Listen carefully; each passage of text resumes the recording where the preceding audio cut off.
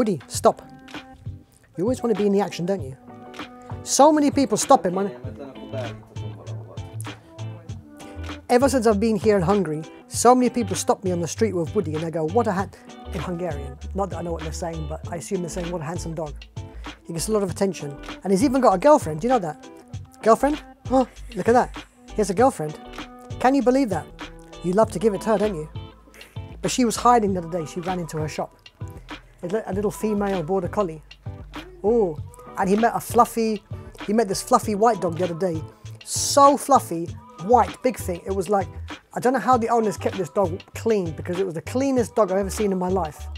Big fluffy fluff ball, completely white, and was really smelling Woody's ass. That's the name of my dog. Anyway, the adventures of General Woody in Budapest. So I've been here in Budapest city, Hungary. For some reason, some people keep thinking Budapest is in Romania. I don't know, a few people have said that to me, who my overseas friends. I go, no, Budapest is in Hungary very much. And they keep, I don't know, maybe there's a Budapest in Romania also. Yeah, it's Bucharest, right? It sounds a bit similar, but not really. Budapest, Bucharest? Yeah, you're right. Anyway, I've been here for 7 months.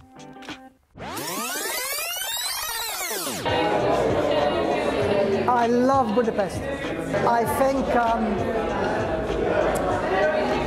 there's 2 Budapests, or maybe 3 or 4. But the 2 sides is you meet people, and there's good people, and then there's another part of Budapest, miserable people, like who work in the pochta, in the post office, and the supermarkets, and the spa, and the little, like, they never smile, they're like robots. So, coming from Spain, where everybody was smiling, everybody was dancing, it's a bit weird to come to a place where, like, half the population are, like, so upset. Maybe it's because of the hard winter, maybe it's a communist thing, I don't know. Coming out of communism, but then the other side is people, you meet really good people too, so the good people outweigh the bad people. Look at these beautiful paintings that I didn't make. You know, like DJing, not in clubs but at home, making music, doing stuff, being creative, trying to connect with people here in Budapest, trying to connect with people in general, make networks with artists, with visualists, with people who are creative.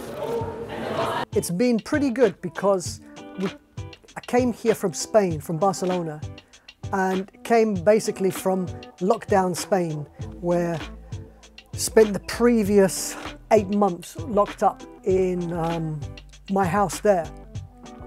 And okay, so it's come to lockdown here too, but the lockdown was very different in Spain as it was to Budapest. Considering what I've experienced, it wasn't so bad, and I've been very productive to be here. I read somewhere that if you didn't learn one thing during lockdown, you wasted your time. So I tried to apply myself in lots of different things, keep busy, throw myself into music. I spent a lot of time obviously with my daughter, did lots of cooking, and I made 2 albums. Basically,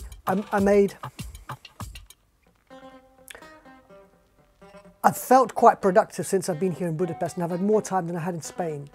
And I recorded and finished maybe 40 tracks, 40 tracks for an album. And it was too much music to go on one album. Hence, for the new album, which is called Feel Up, Volume 1, Volume 2. Volume 1 comes out in November.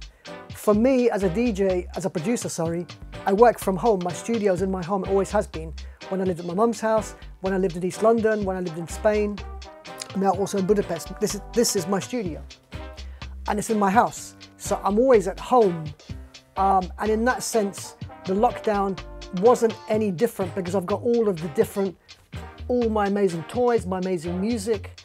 And if this isn't enough, I can go online stream on Spotify.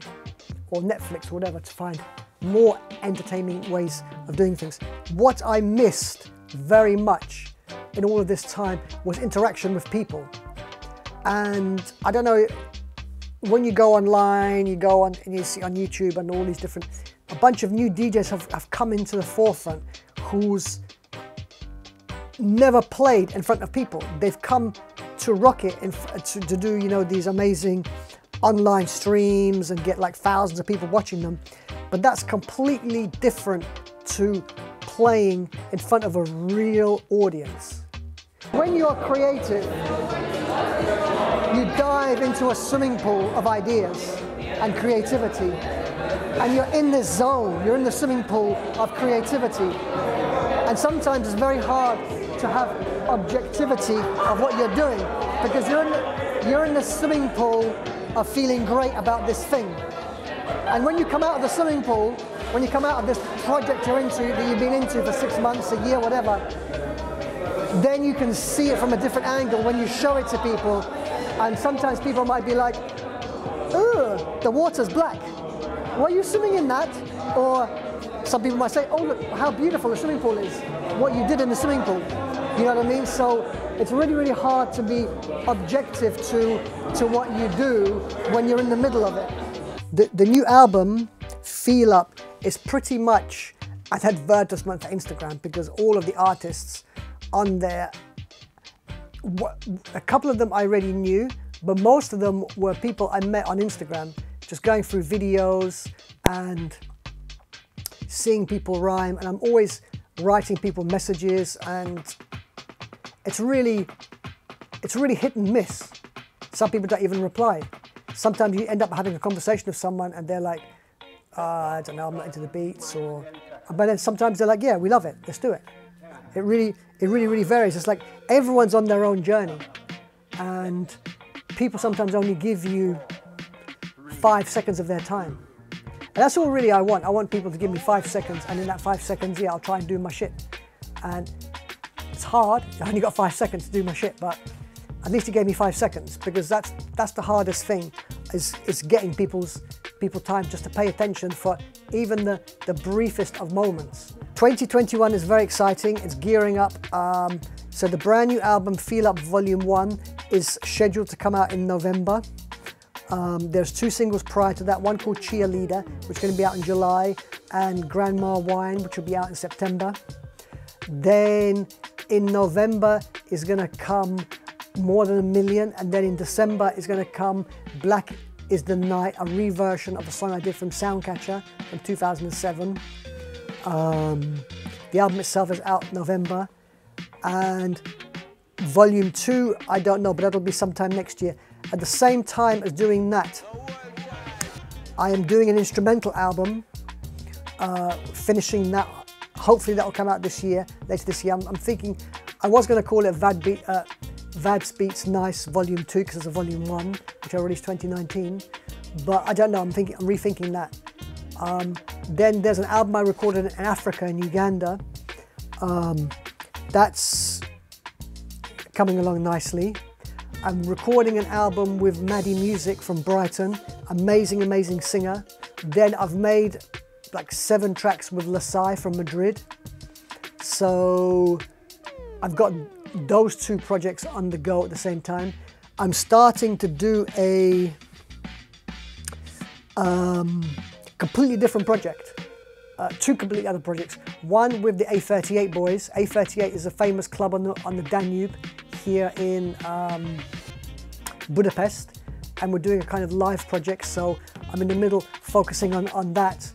And then I'm starting another project, which is kind of a disco boogie thing, completely not Dubcatcher related, but one of the things that got me into music from the very beginning, back in the very early 90s, late 80s, early 90s, was DJing. The power of DJing was the power to make people dance. And I don't know, I got into that, so I wanted to explore a completely different type of music, not hip-hop, not reggae, not dancehall, nothing like that, totally different, to do this disco boogie project. So I'm starting that with a few people seeing where that's going to go, and just having fun with music, just exploring. I've been teaching, and really just I've learned more about music in itself, about writing music, applying myself within music, music programs, how to even use my computer properly. I'm going to be going to Lyon, France for a festival. End of August, I'm going to Uprising Reggae Festival in Slovakia, 27th. I'm going to do the Ari Mafia Festival in Bologna here in Hungary in mid-August. I'm going to do a tour in Greece and Bulgaria in July. I just played in Budapest. I'm going to be playing again in Budapest, which is actually a really interesting series that my super fantastic assistant Sylvie came up with this idea of doing the DJing within cafes. I like the idea of readdressing how people relate and react to DJs, because prior to the lockdown and all that, DJing was like, oh yeah, it's in the club or a bar at least, that kind of thing. But to do it in a cafe is kind of different. I like the idea to provide a musical backdrop for your morning or afternoon.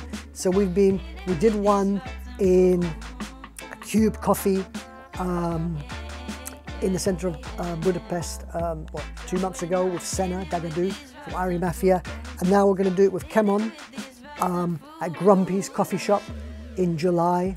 I'm just waiting for the date, but sometime in the beginning of July we're going to be doing it there, and hopefully other coffee shops after, to bring my setup from here, without the boot,